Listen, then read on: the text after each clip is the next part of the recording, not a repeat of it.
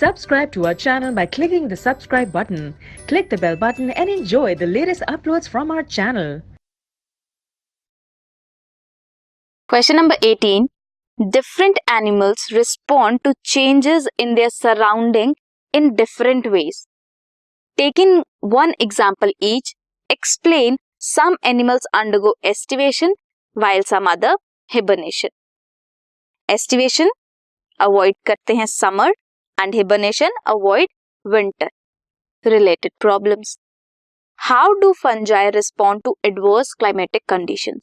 सबसे पहले जो एनिमल एस्टिवेशन में जाते हैं दैट इज अवॉइड करते हैं समर स्लीप में जाते हैं क्योंकि वो अवॉइड करते हैं summer related problems like heat और desiccation. Examples of these animals are snails और फिशेस.